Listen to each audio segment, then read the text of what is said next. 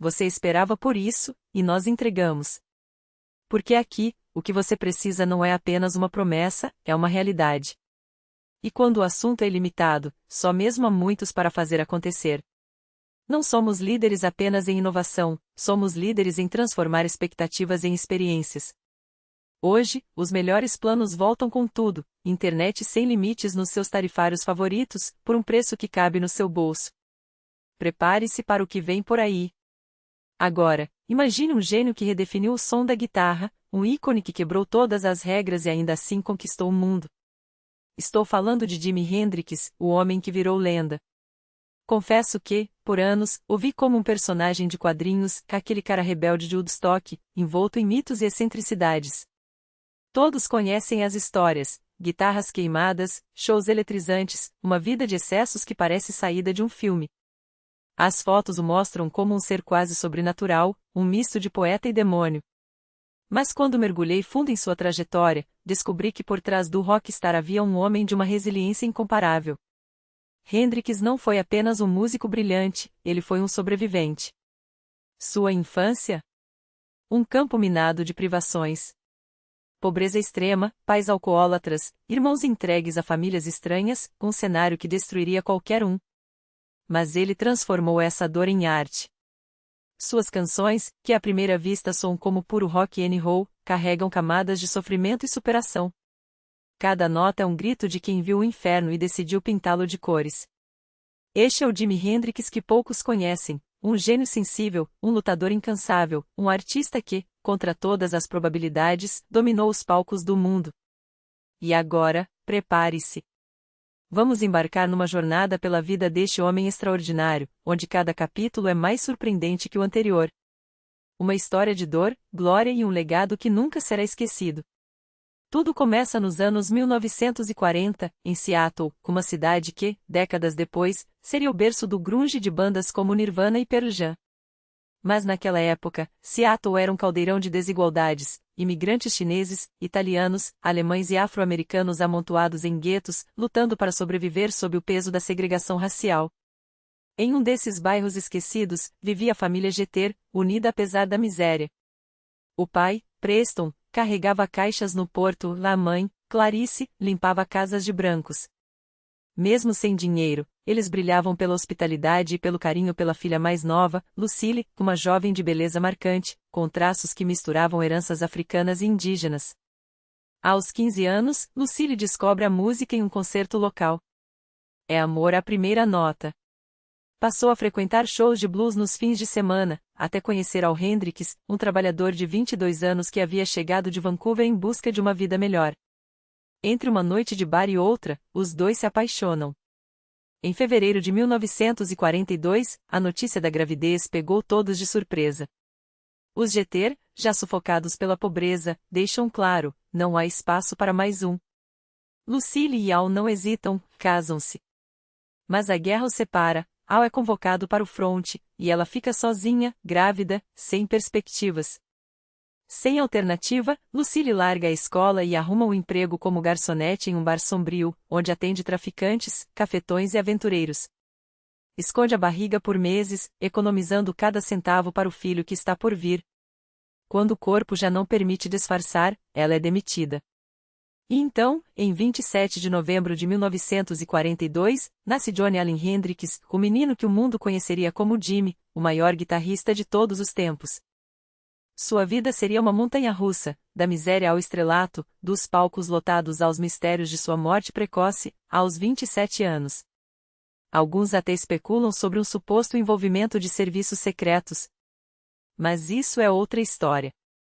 Por enquanto, saiba que cada acorde que ele tocou foi forjado no fogo de uma infância roubada e de um talento que nenhum obstáculo conseguiu apagar. Fale sobre a guitarra Stratocaster de 1968, que Hendrix imortalizou em Woodstock. Hoje, ela é uma das mais valiosas da história, vendida por $2 milhões em leilão, um investimento que só valoriza com o tempo. E se você busca oportunidades para fazer seu dinheiro trabalhar, saiba que existem opções acessíveis, como o Fundo Moderno 8, disponível no Serba Online. Invista com inteligência, assim como quem aposta em legados que nunca saem de moda. Enquanto isso, Você pode investir em um portfólio diversificado de grandes armazéns alugados, com entrada a partir de apenas 10 mil rublos, tudo acessível pelo Serbo Online. Os rendimentos da locação são creditados trimestralmente, e, ao final do fundo, ainda há chance de lucrar com a valorização dos imóveis. Não é segredo que a Rússia enfrenta um déficit crônico de espaços logísticos de qualidade, mesmo com o consumo em marketplaces crescendo ano após ano. A demanda é alta, e o Fundo Moderno 8 inclui vários imóveis em cidades-chave, com locatários de peso, gigantes do mercado russo. Essa diversificação reduz riscos e transforma cada compra online em uma oportunidade para você. Enquanto os pacotes circulam, seu dinheiro trabalha. Clique no link da descrição agora mesmo e descubra como entrar nesse mercado em expansão. Música suave.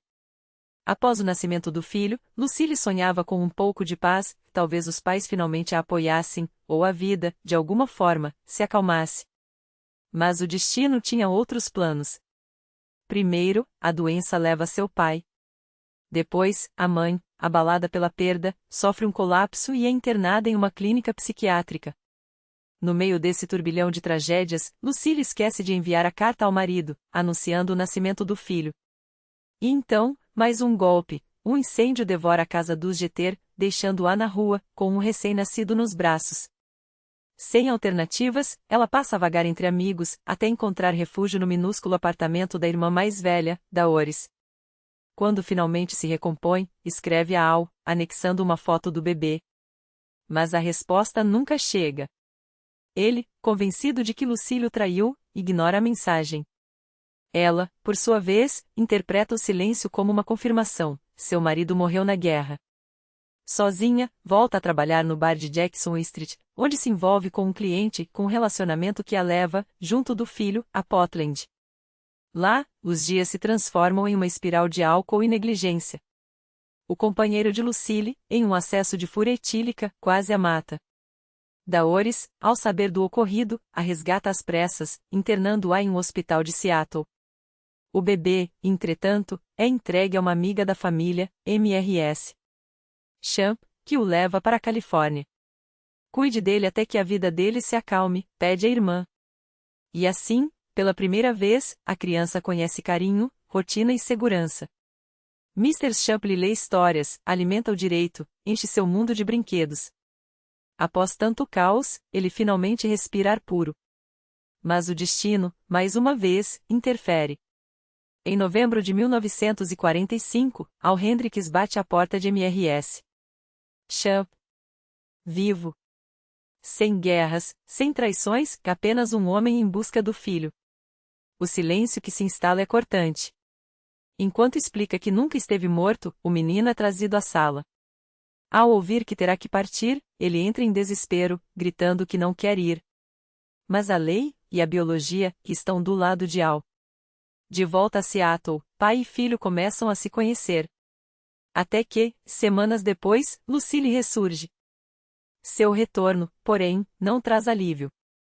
Os anos a marcará, álcool, homens duvidosos, uma vida à deriva. Mas ao vê-la, esquece tudo.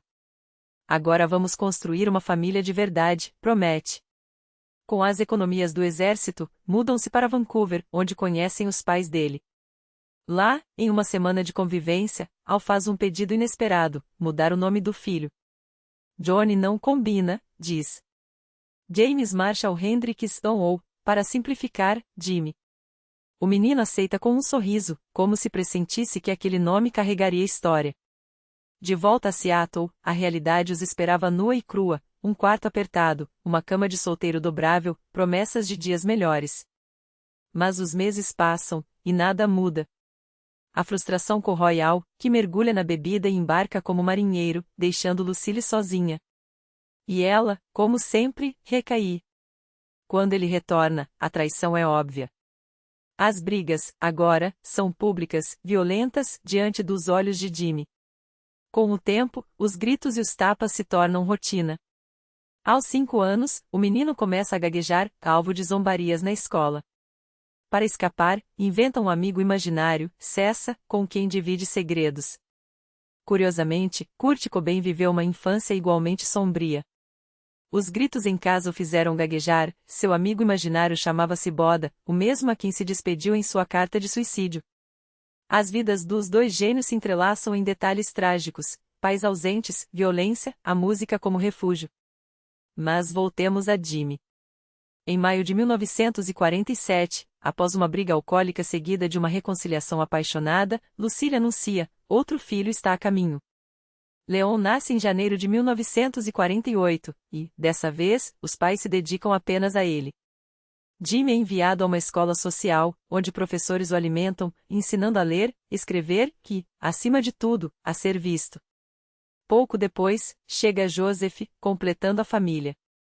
Mas a atenção continua escassa para o primogênito. Até que... Então o destino lhe reserva mais um golpe cruel. Joseph nasce doente, com um diagnóstico que exige $1.000 em tratamento, uma fortuna inalcançável para a família. Caso contrário, o menino ficaria condenado a uma vida de limitações físicas.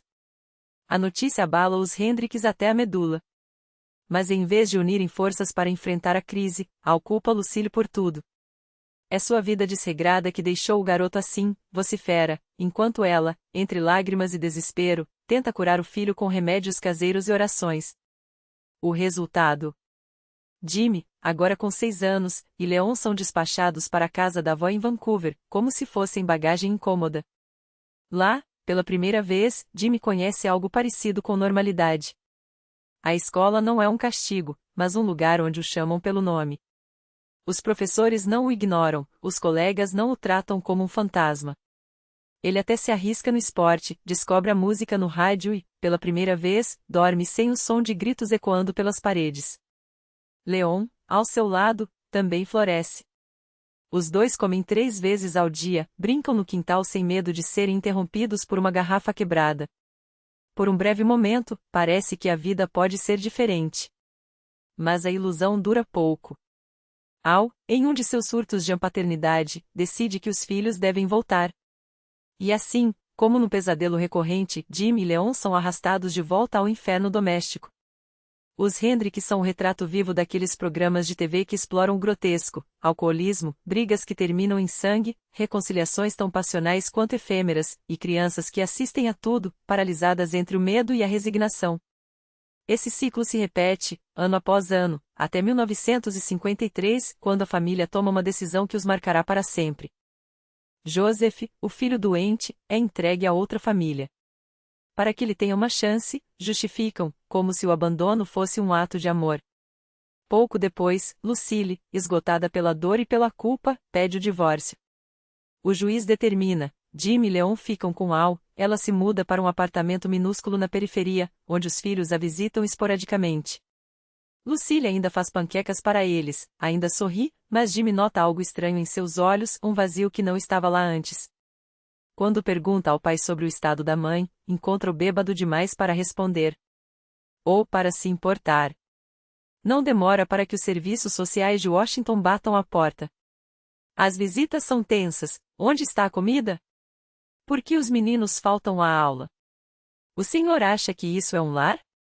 Al falha nas inspeções, e a ameaça é clara: se não mudar, perderá a guarda das crianças.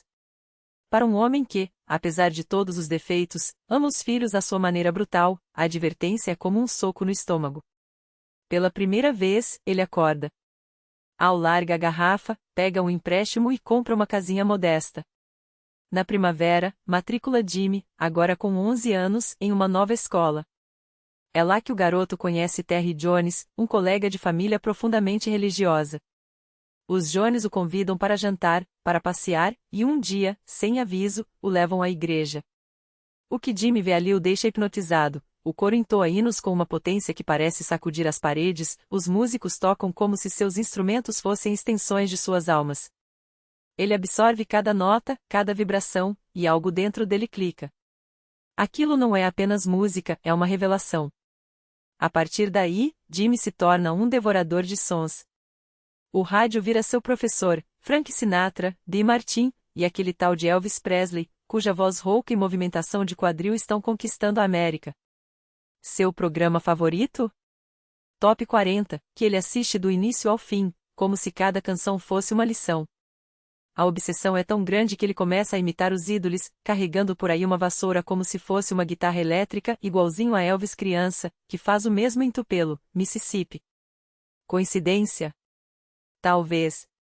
Mas o que importa é que, aos poucos, Jimmy passa a acreditar em um futuro onde ele será o centro das atenções. O esporte, no entanto, não é seu forte. Tenta o futebol, mas é cortado da equipe por ser franzino demais. Parte então para a pintura, pinta paisagens vibrantes, adiciona naves espaciais e discos voadores inspirado nos primeiros filmes de ficção científica. Mas nenhuma paixão o consome como a música. Até que, em 1955, a sorte ou o azar bate à porta novamente. Os assistentes sociais retornam e flagram ao bêbado, mais uma vez. Desta vez, a paciência dele se esgota, Leon será levado para uma família adotiva. Pelo menos é aqui perto, tentam consolar, como se a distância de alguns quarteirões amenizasse a fratura. Jimmy pode ver o irmão todos os dias, mas quando anoitece e precisam se separar, a dor é física. Al, talvez pela primeira vez na vida, sente remorso. E é nesse momento de culpa que ele faz algo inesperado, gasta $5, uma pequena fortuna para ele em uma guitarra velha, com apenas uma corda.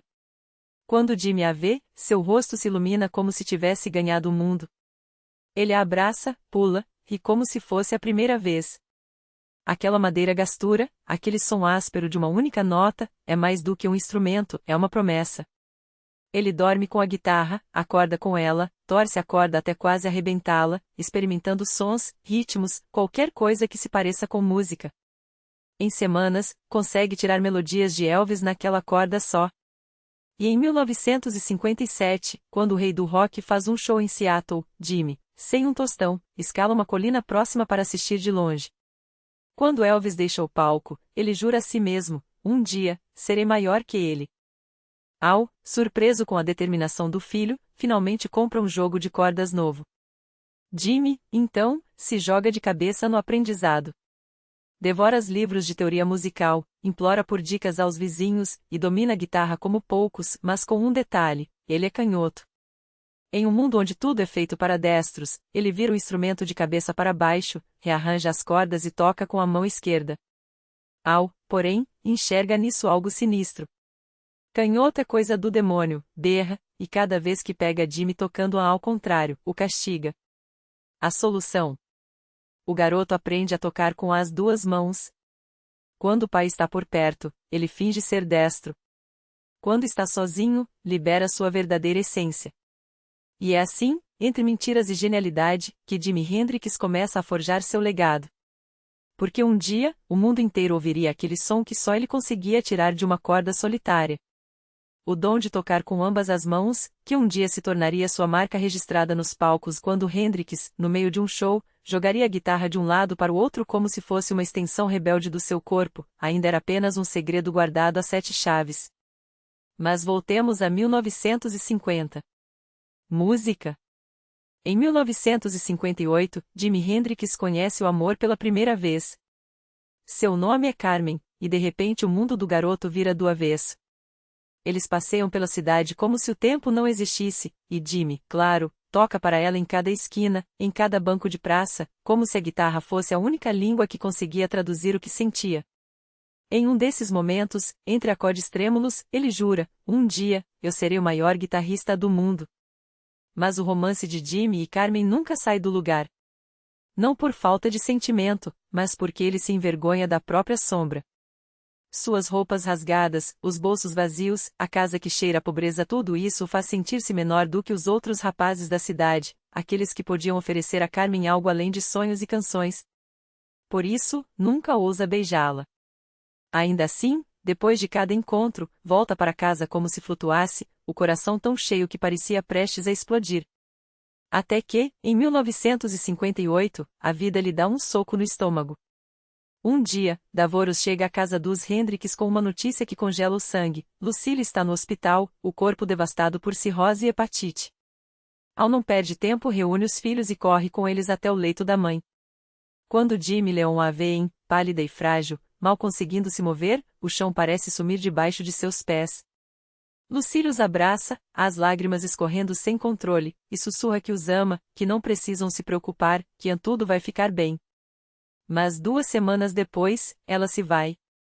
E algo em Jimmy morre junto. As noites que se seguem são um pesadelo acordado. Ele sai para a varanda e fica horas olhando para o céu, como se pudesse, só com a força do desejo, fazer sua mãe responder do além.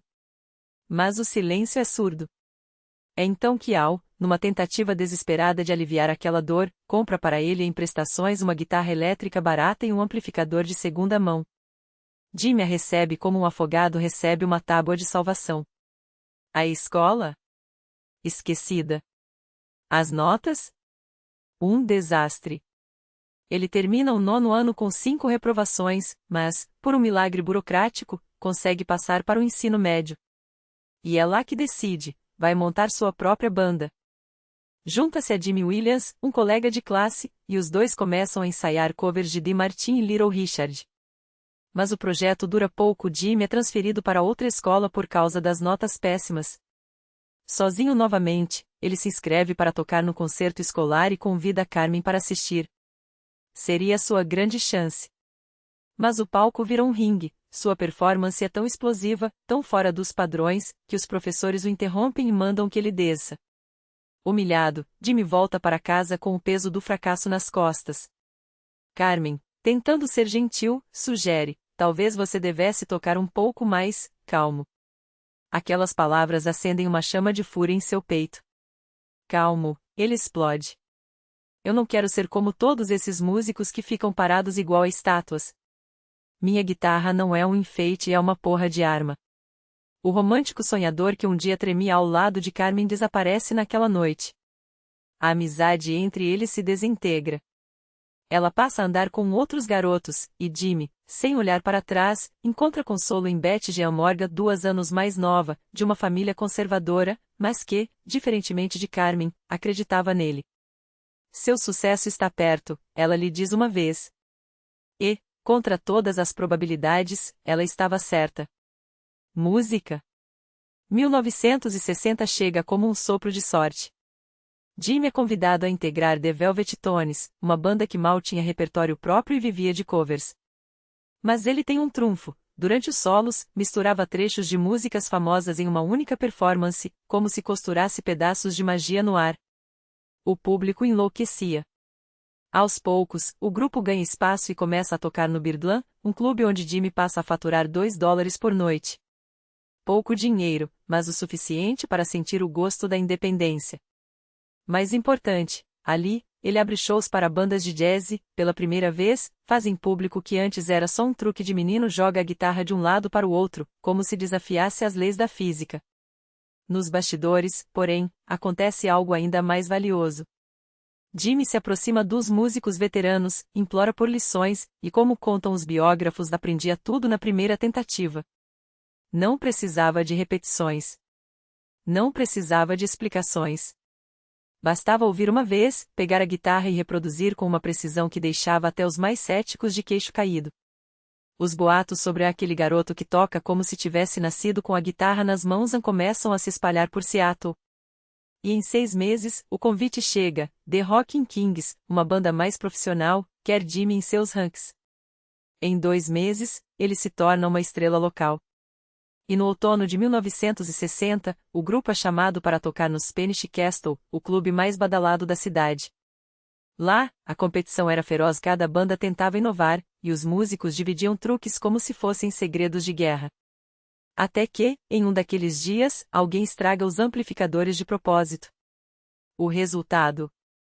Um som distorcido, sujo, quase monstruoso.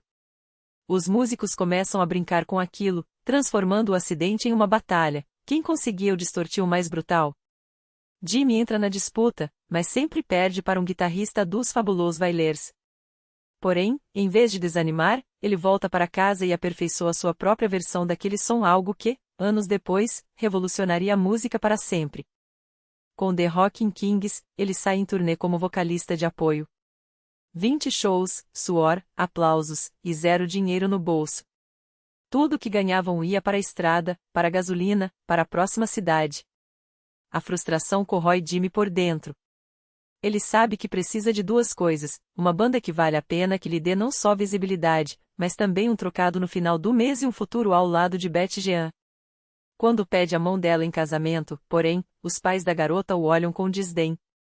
Com o que você vai sustentar minha filha, parece dizer o silêncio deles. A recusa o destrói. Por dias, ele se afunda na culpa, na vergonha de não ter nada a oferecer. Mas a vida não lhe dá tempo para lamúrias. Em maio de 1961, Jimmy rouba um carro só para levar Betty Jean para passear. A polícia o pega. A notícia do arresto chega aos Rocking Kings, a Betty Jean, e claro ao pai. Ninguém sabe como tirá-lo dali. Até que o juiz lhe oferece uma saída: 2 anos na prisão ou alistar-se no exército.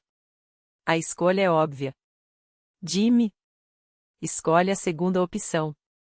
Mas quando lhe perguntam em qual unidade gostaria de servir, Hendricks, de repente, pede para ser designado à 101ª Divisão Aerotransportada, os Screaming Eagles. E esse pedido deixa a todos boquiabertos.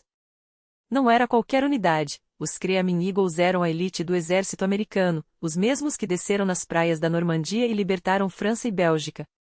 Todos sabiam que entrar para suas fileiras exigia provas brutais, testes que quebrariam qualquer homem comum. E assim, no final de maio de 1961, Jimmy é enviado para o campo de treinamento. Nas 2 primeiras semanas, ele escreve ao pai cartas diárias, descrevendo as refeições fartas, o rigor da rotina, a disciplina que o molda. Estou bem, pai. Não tenho do que reclamar. Mas na 3ª semana, as cartas param. Porque é quando o inferno começa. Aqui, a história se torna misteriosa. Durante a comissão médica, descobrem que Jimmy é míope, mas nos testes de tiro, ele acerta todos os alvos, de qualquer distância, com uma precisão cirúrgica. Ele também confessa a todos que tem pavor de altura. Até que chega o dia dos saltos com paraquedas. E então? Jimmy não só salta como supera todos os padrões, como se nascesse para voar. Os oficiais cochicham: como um homem que treme ao subir numa escada consegue pular de um avião como se fosse nada? Alguns biógrafos dirão depois que era tudo teatro, que ele exagerava seus medos e limitações só para ser expulsado. Mas a verdade é mais cruel: quando o desafio chegava, algo em Jimmy se acendia. Ele não recuava. Ele dominava. E depois de passar por todos os testes com uma perfeição irritante, ganha a qualificação de atirador de elite e é enviado, no outono, para a base dos Screaming Eagles em Kentucky.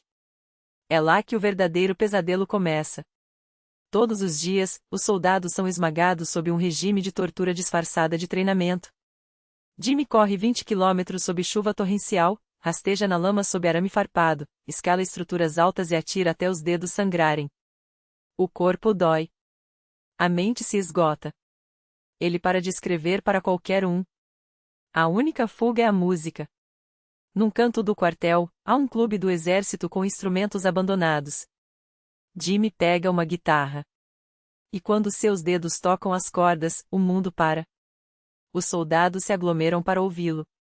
Sua técnica é tão hipnótica que até os oficiais, homens de pedra, se rendem. É ali que conhece o soldado Billy Cox e juntos formam The Casuals, uma banda que logo passa a animar as noites da base. Mas Jimmy não nasceu para ser um soldado. Ele nasceu para ser lenda. E as apresentações semanais já não são suficientes. Depois de conquistar permissão para tocar em bares locais, sempre vigiado por cabos desconfiados, ele confessa a Cox: vou desertar. Não aguento mais isso. Cox o avisa: a prisão militar o esperaria. Então Jimmy muda de tática. Marca uma consulta com o psiquiatra do exército e inventa uma história. Tenho pensamentos sobre os outros soldados. O médico anota tudo, assina um relatório, e em questão de dias, o comando o declara inapto para o serviço, não por fraqueza, mas por risco à moral da tropa. Os Screaming Eagles não podem ter um desviante em suas fileiras. Assim, sem glória, mas com uma baixa honrosa, Jimi Hendrix é finalmente livre. No primeiro dia fora do exército, ele vai direto para o bar mais próximo. Bebe até não sentir mais o chão. Depois, aluga um quarto minúsculo em Clarksville, Tennessee, e começa a tocar em divs por trocados. Não é muito, mas é suficiente para sobreviver e para afogar as memórias. Afogar Beth Jean, o pai, a vergonha de ter sido um soldado que nunca quis ser. Mas a música não o deixa afundar. E quando setembro chega, Billy Cox aparece de volta, recém-dispensado. Juntos, eles recrutam o baixista Grigelar e o guitarrista Alfonso Young. Nasce The King Casuals. Agora, eles tocam em bares de beira de estrada, lugares onde o cheiro de cerveja derramada se mistura ao suor dos clientes. Jimmy aprimora seus truques, toca a guitarra nas costas, caminha pelo público, improvisa como se o diabo guiasse seus dedos. A cada show, ele se torna mais selvagem. Mais impossível de ignorar. Mas o sul é pequeno para ele. Lembra-se das palavras que ouvirá sobre Elvis: se quer conquistar a América, tem que brilhar no norte. Então, Jimmy faz o que sempre faz, vai sozinho. Deixa a banda para trás e pega carona até Nova York.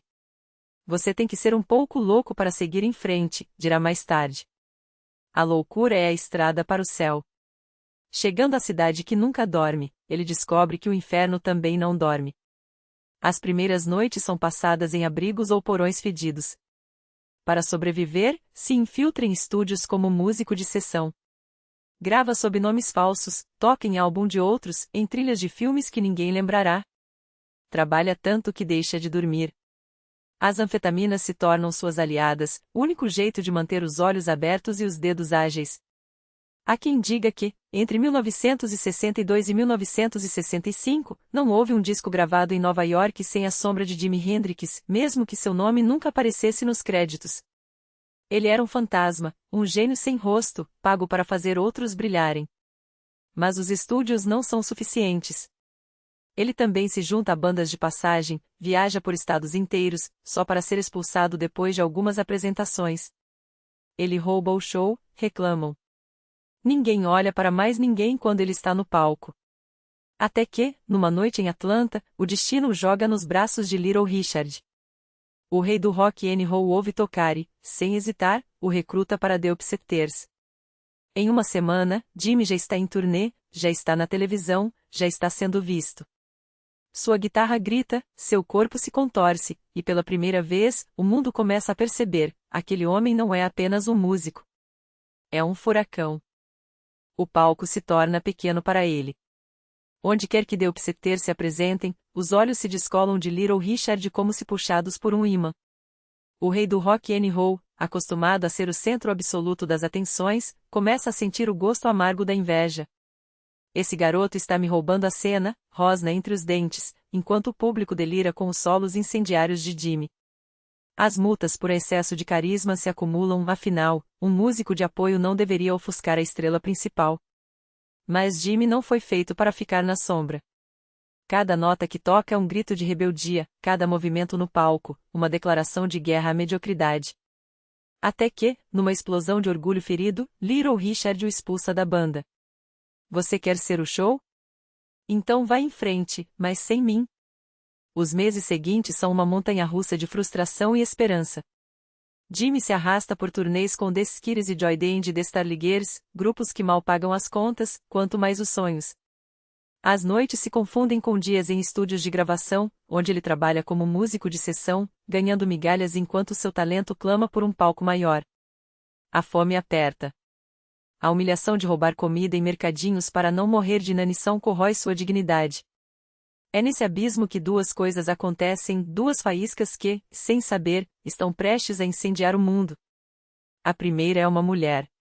Num bar sujo de Harlem, entre copos de cerveja barata e o cheiro de cigarro, Jimmy conhece Diana Carpenter. Ela tem um sorriso que promete refúgio e olhos que já viram demais. Uma prostituta, confessa sem rodeios, mas isso não o afasta.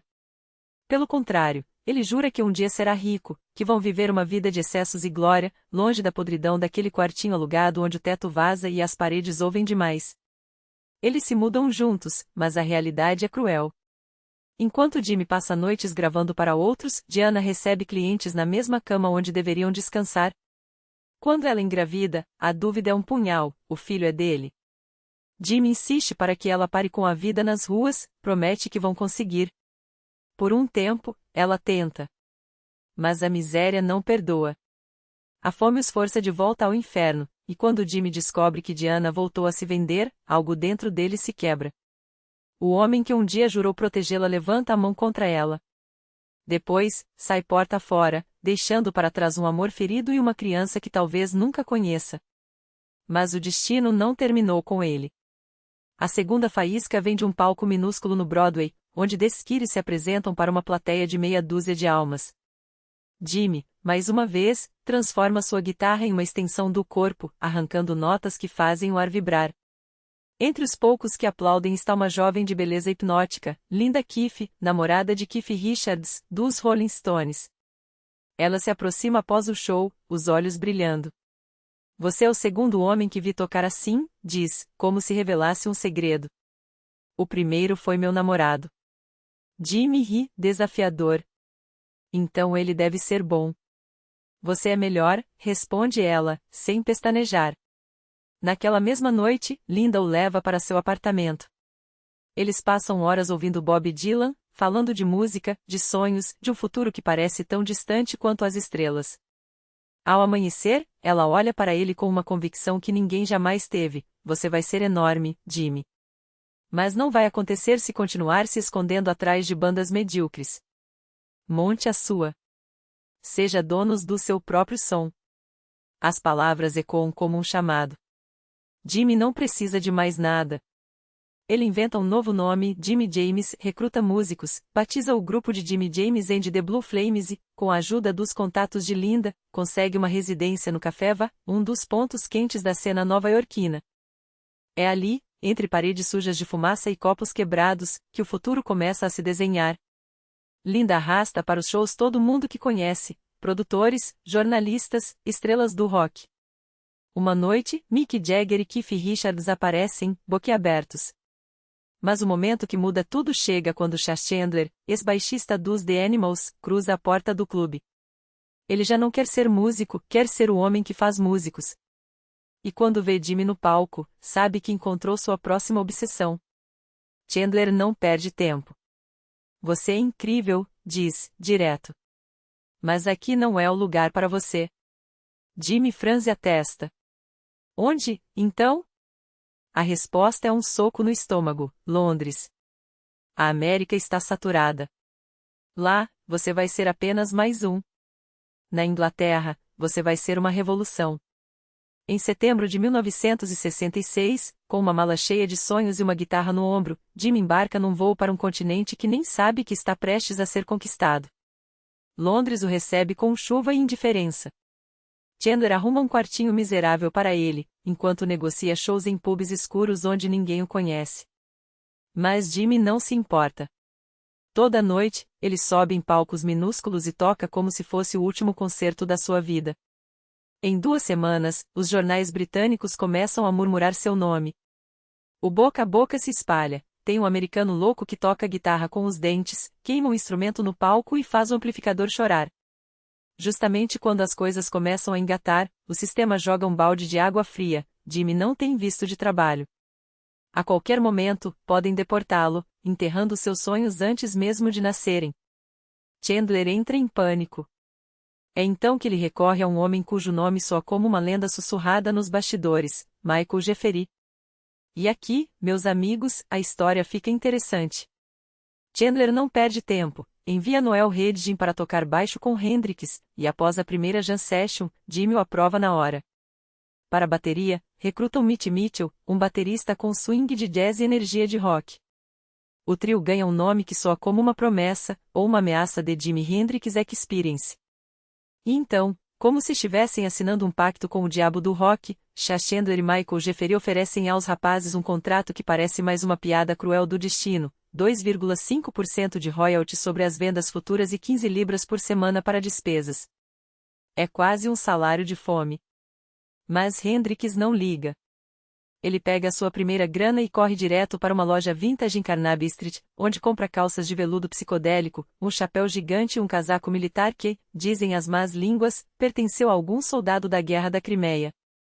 E é assim, vestido como um cruzamento entre um dandy vitoriano e um alienígena do futuro, que Jimmy começa a desfilas pelas ruas de Londres. Passei a vida toda me vestindo para agradar os outros, diria ele mais tarde.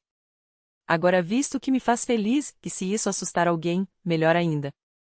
Em outubro de 1966, Chandler e Jeffrey conseguem agendar os primeiros shows da Experience como banda de abertura para artistas já estabelecidos. O primeiro concerto é um desastre. Jimmy e os caras sobem ao palco desengonçados, tocam 15 minutos sem química e saem sob aplausos tímidos, quase de pena. Mas em vez de desistir, eles trancam-se em um porão sujo e ensaiam até os dedos sangrarem. Nas apresentações seguintes, algo muda, a energia é elétrica, brutal, quase sobrenatural. Os jornais começam a falar deles. Críticos, que antes torciam o nariz, agora exigem um álbum.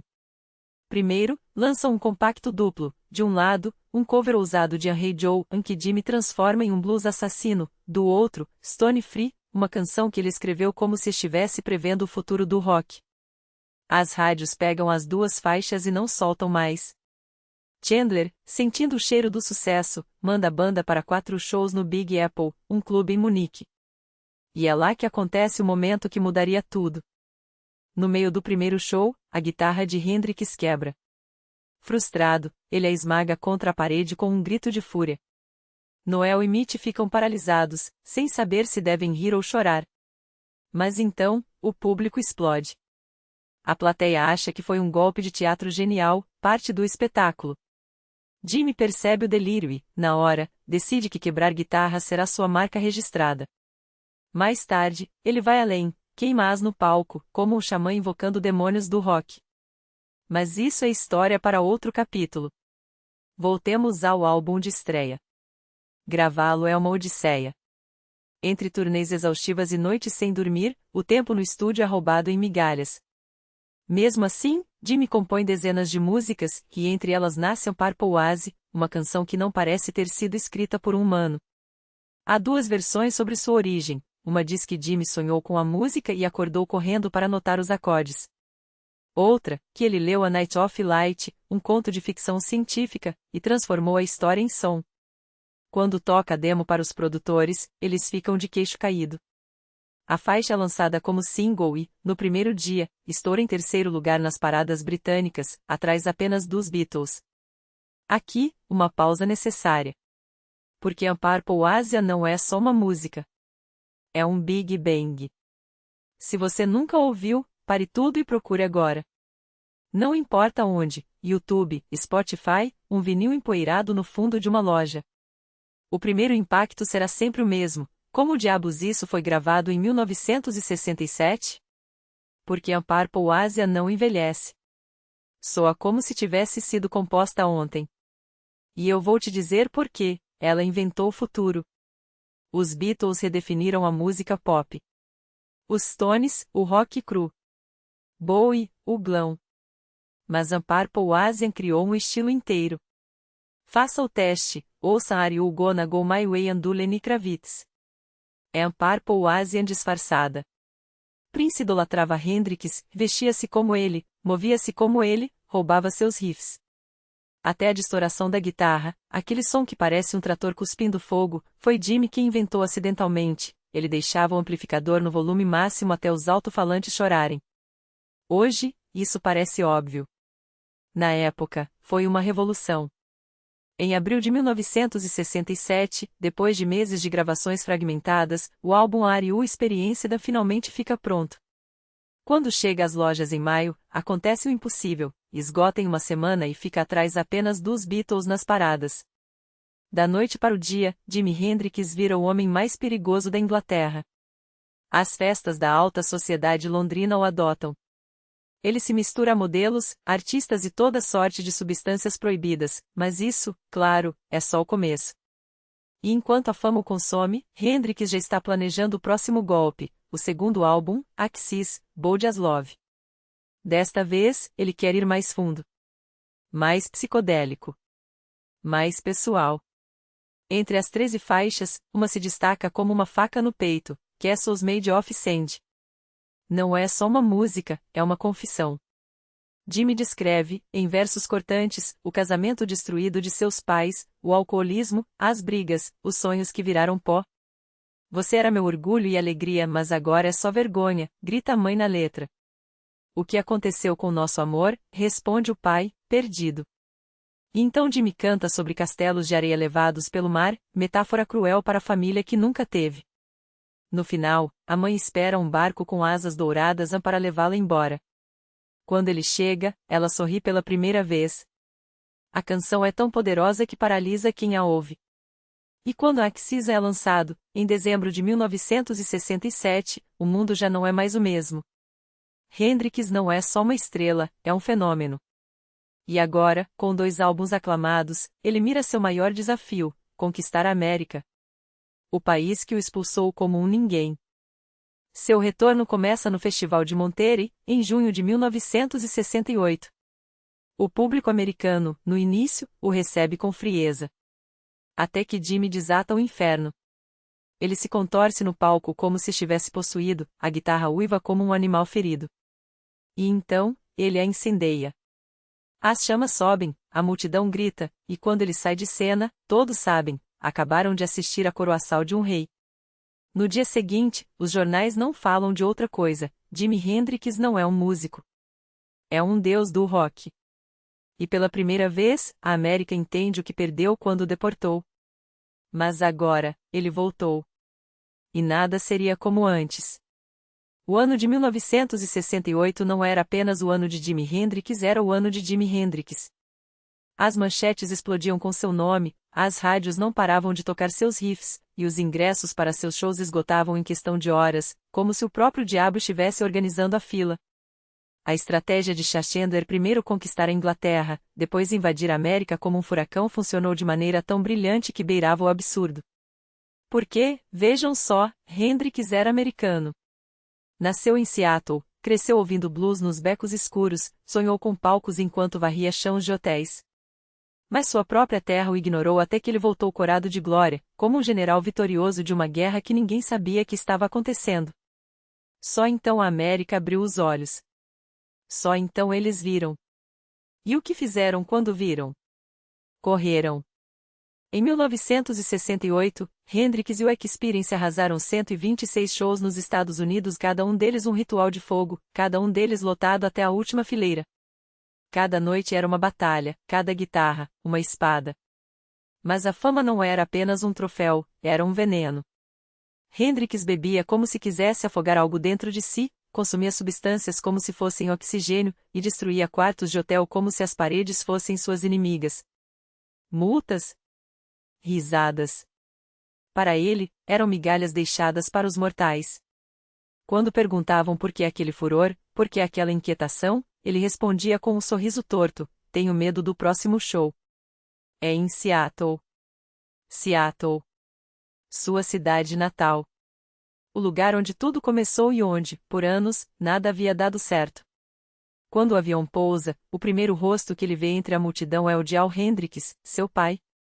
O homem que o criou com mãos duras e um coração ainda mais duro.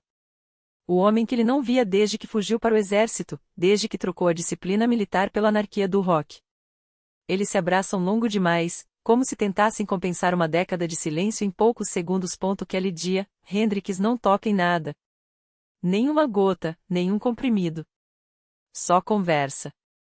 Conta ao pai e ao irmão, Leon, os 7 anos que transformaram o garoto magro de Seattle no homem que agora faz a terra tremer. É um dia estranho, quase normal. Quase familiar. Até que anoitece. O show é no Sickle Stadium, o mesmo lugar onde, anos antes, um menino de botinas rasgadas assistira Elvis Presley balançar os quadris e roubar almas. O mesmo lugar onde Hendrix, ainda criança, jurara que um dia estaria lá em cima. E agora está. Ele coloca o pai e o irmão nos melhores lugares, sobe ao palco e então faz o que só ele poderia fazer: transforma a noite em lenda. Seattle arde. O menino que sonhara com Elvis agora é maior que Elvis. Maior que todos. Mas a história não para por aí. 4 dias depois, a América acorda com um tiro. Martin Luther King Jr. cai morto em Memphis, e o país explode. Cidades queimam, ruas se transformam em campos de batalha, e o governo, em pânico, cancela tudo: concertos, eventos, qualquer coisa que pudesse juntar multidões. Qualquer coisa, exceto Jimi Hendrix. Ele cuspiu nas regras. Em Nova York, enquanto a nação se afogava em lágrimas e fogo, ele organizou uma noite do blues em homenagem a King. E então, inspirado pela fúria das ruas, escreveu a House Burning Down, uma canção que não era apenas sobre casas em chamas, mas sobre um país queimando em ódio. Aprendam, não destruam, cantava, como se o próprio King sussurrasse em seus versos. O terceiro álbum estava nascendo. E era aí que os problemas começavam. Chas Chandler, o homem que o moldara, queria mais. Mais rápido. Mais barato. Mais vendável. Faça como o segundo álbum, só que sem se preocupar tanto, dizia, como se Axis, Bold as Love fosse uma linha de montagem. Hendrix olhava para ele como se visse um fantasma. Se não fosse por você, o segundo álbum teria sido melhor, rosnou. E então o boom na bomba estourou. Chandler saiu. Ou foi empurrado. Michael Jeffery, o gerente astuto como uma raposa, entrou em cena com um cheque de 300 mil libras e uma promessa: deixe o artista criar. Só que sem Chandler, sem sua mão de ferro, Hendrix desmoronou. As drogas fluíram como o rio. As reações, como tempestades. Ele torturava a banda com ensaios intermináveis, mudava músicas no meio das gravações, quebrava guitarras como se fossem brinquedos. Até que Noel Redding, o baixista que aguentará tudo até então, explodiu. Chega, disse, e foi dormir. Hendrix, em fúria, o substituiu por Jack Casady, do Jefferson Airplane, e chamou Steve Winwood para ajudar a gravar a Voodoo Child, uma faixa que soava como o próprio inferno se abrindo em 3 acordes. E então veio a All Alone de Vachotover. A canção de Bob Dylan, reinventada por Hendrix com uma intensidade tão brutal que o próprio Dylan, ao ouvi-la, balançou a cabeça e admitiu: finalmente, alguém entendeu. Era a coroa de um disco que, quando lançado em agosto, seria batizado de Electric Ladilla e que, em uma semana, dominaria as paradas como um imperador. O sucesso era absoluto. A vida, um turbilhão. Hendrix agora morava em Nova York como um rei. Estúdio próprio, a lendária Electric Lady, limusines, noites que viravam dias e dias que viravam pesadelos. Dinheiro jorrava, e ele o queimava em festas que deixavam até os mais endurecidos boêmios de queixo caído. Até que, em uma dessas noites no Playboy Club, uma garota acusou-o de atirar uma garrafa em sua cabeça. A imprensa devorou. Os escândalos se multiplicavam. E então veio a bomba, uma filha. Diana Carpenter, uma call-girl de seu passado, apareceu com a história de que Hendrix era pai de uma menina. A notícia explodiu. Kate Ettingham, sua namorada, o deixou. Hendrix afundou. E em maio de 1969, durante uma turnê em Toronto, a polícia o prendeu por porte de drogas. $10.000 de fiança o tiraram da cela, mas o processo pendia sobre sua cabeça como uma espada. 20 anos de prisão. Me armaram, ele gritava. Os advogados argumentavam que as drogas estavam em sua bolsa, mas ele não sabia. Ninguém acreditava. Então Hendrix fez o que sempre fazia quando o mundo apertava: virou o jogo. Anunciou um ano sabático.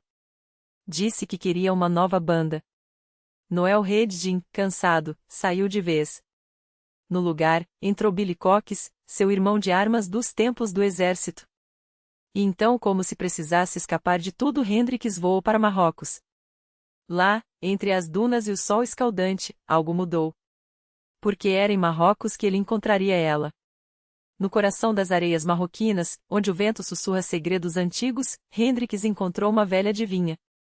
Seus olhos, opacos como pedras gastas pelo tempo, fixaram-se nele enquanto as cartas caíam sobre a mesa de madeira rachada. Primeiro, o destino lhe sorriu: sucesso, glória, um futuro tão brilhante que ofuscaria até o sol do deserto. Mas então, como um golpe de adaga nas costas, a palavra fatal: morte. Próxima. Inevitável. A velha não hesitou, não suavizou o golpe. E algo dentro de Hendrix se quebrou. Ele voltou aos Estados Unidos consumido por essa profecia. Não importava o que diziam que era superstição, que a mente humana inventa fantasmas, ele sabia. A morte o perseguia como uma sombra alongada ao entardecer. E se o fim estava próximo, então que fosse espetacular. Que cada nota que arrancasse da Stratocaster fosse um grito contra o silêncio eterno. Que o mundo lembrasse: Jimi Hendrix esteve aqui, e queimou mais brilhante que qualquer estrela. Foi assim que ele chegou a Woodstock. 18 de agosto de 1969. O festival já era um caos sagrado, 500 mil de almas sujas de lama, ácidas de sonhos, eletrizadas pela promessa de uma revolução que só a música poderia liderar. Mas o destino, irônico como sempre, tinha outros planos. O show de Hendrix, que deveria fechar a noite com chave de ouro, foi empurrado para as primeiras horas da manhã, quando o sol já rasgava o céu como uma faca. Às 8h30, quando a maioria dos sobreviventes da noite anterior se arrastava em busca de café barato e aspirinas, ele subiu ao palco. 40 mil pares de olhos sonolentos o encaram. Não 100 mil. Não a multidão eufórica que merecia. Mas Hendrix não era do tipo que se curvava às circunstâncias. Ele apertou os dedos em torno do braço da guitarra, respirou fundo e começou. E tudo deu errado. O som falhava. Os amplificadores chiavam como almas penadas. A plateia, exausta, começou a se dispersar. Purple Oasis, Foxy Lady, nenhum hino conseguia segurar aqueles corpos cambaleantes. Foi então que ele fez o que só um gênio ou um louco fariam, improvisou a revolução. Sem aviso, sem ensaio, seus dedos deslizaram pelas cordas e The Star Spangled Banner explodiu dos alto-falantes. Mas não era o hino que tocavam nas paradas de quartel. Era o som de bombas caindo sobre o Vietnã. Era o uivo da sirene de ambulâncias recolhendo corpos nas ruas de Chicago. Era o choro de uma nação rasgada ao meio, transformado em distorção, feedback, dor pura. Hendrix não tocava uma música, ele exorcizava demônios. E quando a última nota morreu no ar, até os mais céticos ficaram paralisados. O público enlouqueceu. Purple Oasis soou como um grito de guerra. E quando ele deixou o palco, Woodstock já não era mais um festival, era um mito. 2 anos depois, um jovem chamado Martin Scorsese cortaria aquelas imagens para a história, eternizando o momento em que Jimi Hendrix reescreveu as regras do possível. Mas a batalha verdadeira ainda estava por vir. Harlan o recebeu com hostilidade. "Você toca para brancos", gritavam-lhe.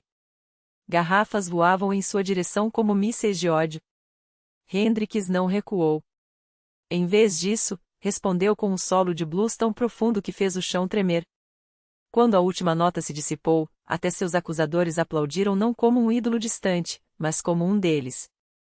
Um homem negro que carregava o peso do mundo nas costas e ainda assim fazia a guitarra chorar em testicolor. Mas a dúvida o corroía. Ele sentia que estava no caminho errado, que a música precisava ser mais do que shows e hits. Dissolveu o Band of GYPSYS, flertou com o jazz, buscou algo novo. E então, como em um pesadelo, o passado o alcançou. Uma noite, ele foi sequestrado. Não por fãs obsessivos, não por um acidente de estrada, por homens que o arrastaram para a escuridão e o devolveram 2 dias depois, pálido, abalado, com uma mensagem clara: rompa com Michael Jeffery, ou a próxima vez não haverá volta. Teorias se multiplicaram como cogumelos após a chuva. Foi Hendrix quem armou tudo para escapar do manager? Foi Jeffery, sentindo o controle escorregar entre os dedos? Ninguém sabe. Mas uma coisa era certa: o abismo entre eles agora era um oceano. E então veio Ed Schaupin. Um fantasma do passado, surgindo com contratos assinados em 1965, quando Hendrix, faminto e desesperado, assinava qualquer papel que prometesse um prato de comida. Um acordo que o obrigava a pagar royalties por 3 anos e que, por uma brecha legal, ainda o perseguia. Jeffery e Schaupin travaram uma guerra nos tribunais, enquanto Hendrix assistia, impotente, ao seu próprio legado ser dilacerado por advogados. A solução: um álbum ao vivo, gravado às pressas em 4 shows no Fillmore East. Band of GYPSYS, o disco que nunca deveria existir, lançado apenas para calar Schaupin. Uma farsa jurídica disfarçada de arte. Quando o conflito finalmente se acalmou, Jeffery, ávido por recuperar o investimento, anunciou o retorno do Jimi Hendrix Experience. Mitch Mitchell topou. Noel Redding mandou todos à merda.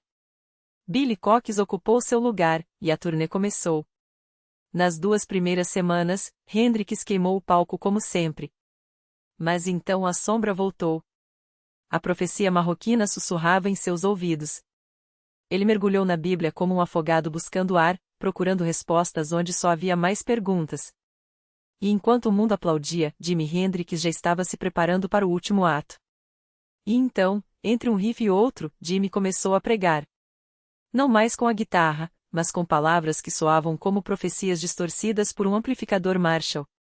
Os fãs ouviram, entre espantados e fascinados, enquanto Mike Jeffery, sempre atento aos sinais de que seu maior ativo podia deslizar entre os dedos, insistia: é hora de gravar outro álbum, Jimi. O mundo está esperando. Mas o mundo não entendia. Jimi já não tocava para o mundo. Tocava contra algo muito maior. Antes de entrar no estúdio, ele fugiu. Não para o deserto, não para o mar, mas para o Havaí, onde as ondas quebravam contra rochas tão antigas quanto os presságios que o perseguiam.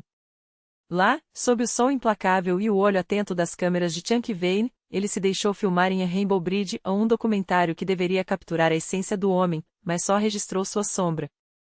Jimi andava entre hippies com sorrisos de LSD, tocava ao pé de um vulcão adormecido, como se a terra também contivesse sua fúria, e falava em códigos que ninguém decifrava. Quando as filmagens terminaram, ele voltou a Nova York como um homem que já tinha um pé no além. Alguns dizem que, naquelas noites, ele sonhava com água. Outros, que ouvia vozes no zumbido dos cabos de sua Stratocaster. As sessões na nova estúdio foram curtas, febris. Depois, veio a turnê pela Inglaterra e foi lá que o destino, ou o acaso, ou algo muito mais sinistro, começou a apertar o laço. Na primeira noite, conheceu Kirsten Nefer, uma modelo dinamarquesa de olhos claros e riso que cortava como uma navalha. Ela era fogo e ele, dinamite. No primeiro encontro, Jimi a levou para um lugar onde a música engolia a luz, e quando saíram, já estavam presos numa espiral de que nenhum dos dois sabia ou queria saber como escapar. Venha comigo, disse ele. E ela foi. Não como groupie, não como musa, mas como a única testemunha dos últimos dias de um homem que já não pertencia a este mundo. O primeiro concerto foi no Festival da Ilha de Wight. O palco tremia sob os pés de 600.000 pessoas, e Jimi tocou como se quisesse rachar o céu. Mas no final, quando as últimas notas de A Voodoo Child ainda vibravam no ar, o telhado pegou fogo. Chamas lambendo a estrutura, faíscas caindo como estrelas cadentes de um apocalipse particular. Ninguém morreu. Mas Jimi viu aquilo como um sinal. Ela está chegando, murmurava nos bastidores, enquanto os bombeiros apagavam as brasas. A mulher de Marrakech não erra. Depois veio a Suécia. E lá, tudo desmoronou. Primeiro, Billy Cox desapareceu ou foi embora, ou simplesmente não aguentou mais seguir um homem que já estava morto em vida. Depois, Jimi bebeu até não conseguir mais segurar a guitarra. Subiu ao palco como um fantoche, dedos tropeçando nas cordas, mente perdida em algum lugar entre o álcool e a paranoia. O show foi cancelado. E quando os jornalistas o cercaram, ele olhou para eles com olhos vidrados e soluçou: eu já estou morto. Não era metáfora. Era um aviso. Kirsten tentou segurar as pontas. Vigiava suas doses, o levava para a caminha antes que a noite virasse pesadelo, sussurrava que tudo ia ficar bem. Por alguns dias, funcionou. Jimi tocou como nos velhos tempos, como se o demônio tivesse solto as rédeas por um instante. Mas em setembro, quando voltou a Londres, algo dentro dele estalou. Foi então que ele ligou para Chas Chandler. Preciso de você, disse, a voz rouca como areia. Como antes. Aqueles que ouviram a chamada disseram que soava como um homem se afogando. Chandler, que há anos tentava se afastar do vortex que era Jimi Hendrix, deve ter sentido o cheiro de enxofre no ar. Mas antes que pudesse responder, o telefone caiu. E quando Mike Jeffery soube do contato, seu sangue gelou. Ele voou para Londres numa fúria silenciosa. Não para salvar Jimi. Para salvá-lo de si mesmo. Você não pode fazer isso, rosnou ao encontrá-lo, se é que o encontrou. Porque quando Jeffery chegou, Jimi já havia sumido. Kirsten também não sabia onde ele estava. Ninguém sabia. Enquanto Londres se transformava num labirinto de sombras, Jimi se escondia em outro lugar, nos braços de Mônica Dannemann, uma artista alemã de sorriso perigoso e um passado que cheirava a escândalo. Juntos, eles queimaram a cidade. Festas que duravam até o sol nascer, garrafas esvaziadas como se fossem remédios contra a morte, pílulas engolidas sem perguntar o que eram. Até que, numa noite ou numa manhã, a festa acabou. Eles brigaram. Jimmy saiu esbravejando, foi parar no Hotel Samarkand, um lugar barato onde as paredes pareciam respirar segredos. Mônica o seguiu. Tentou acalmá-lo, fez-o deitar, prometeu que tudo ia passar. Ele concordou, ou fingiu concordar. Às 6 da manhã, caíram na cama como dois náufragos. Às 11, Mônica acordou com um grito preso na garganta. Jimmy estava deitado ao seu lado, imóvel, a boca cheia de vômito, os olhos abertos para algo que só ele podia ver. Ela ligou para a ambulância com as mãos trêmulas, repetindo por favor, depressa, como se as palavras pudessem reverter o irrevogável. Os médicos chegaram às 11h30. Levaram o corpo para o Hospital Santa Maria, onde tentaram, 1, 2, 3 vezes, trazê-lo de volta. Mas Jimi Hendrix não pertencia mais a este mundo. Às 12h45 do dia 18 de setembro de 1970, foi declarado morto. A notícia se espalhou como um incêndio. Os fãs se recusaram a acreditar. Esperaram pelo desmentido, pela piada de mau gosto, pelo milagre. Nada veio. Só o comunicado oficial, seco como uma lápide, asfixia. Afogou-se em seu próprio vômito. Mas as teorias começaram antes mesmo do corpo esfriar. Por que um homem que bebia há anos morre agora, com tão pouco álcool no sangue? Por que suas roupas estavam sujas de terra, como se tivesse sido arrastado? Por que a autópsia encontrou vinho tinto em seus pulmões, muito mais do que um homem inconsciente poderia engolir sozinho? E por quê, as últimas palavras que ele teria dito a Chas Chandler foram: estou em apuros. Preciso de você. Alguns disseram que foi Mônica. Ciúme, brigas, uma noite que saiu do controle. Outros apontaram para Mike Jeffery, o homem que tinha tudo a perder se Jimmy mudasse de produtor. Havia até quem jurasse que a máfia estava envolvida, que dívidas de jogo ou drogas tinham selado seu destino. A verdade? Enterrada junto com ele. No dia 1º de outubro, sob um céu cinzento, Jimi Hendrix foi baixado à terra no Greenwood Memorial Park. Não houve discursos grandiosos. Só o som do vento nas árvores e o choro abafado daqueles que sabiam, o mundo nunca mais ouviria uma guitarra chorar daquela maneira. Hoje, na ilha de Femar, uma lápide em forma de Stratocaster marca o lugar onde ele tocou pela última vez. Todo ano, nos primeiros fins de semana de setembro, os fãs se reúnem ali, como peregrinos de um culto que nunca morreu. Porque Jimi Hendrix não foi só um músico. Foi um raio que cortou a história ao meio. Um Deus que caiu da terra, não do céu. E quando os velhos roqueiros contam para os jovens como era vê-lo ao vivo, sempre vem aquele suspiro, aquele brilho nos olhos: eu estive lá. Vi o homem que fez a guitarra falar. O resto? São livros, filmes, teorias. Room Full of Mirrors, de Charles Cross, desmonta sua vida peça por peça, como um mecânico analisando um motor queimado. A Vida e Morte de Jimi Hendrix, de Mick Wall, lê como um roteiro de filme noir, com diálogos reconstruídos e uma teoria de assassinato que dá arrepios.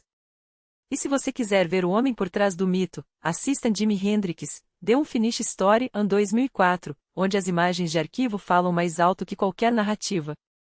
Mas no fim, o que fica não são as respostas. São as perguntas. Por que os maiores queimam tão rápido? Por que o fogo que os consome é o mesmo que nos aquece décadas depois? Talvez Jimmy soubesse. Talvez tenha sussurrado a resposta para a mulher em Marrakech, e ela tenha levado o segredo para o túmulo. O que sabemos é isto: ele tinha 27 anos. Uma guitarra. E um bilhete de ida sem volta. O resto é silêncio.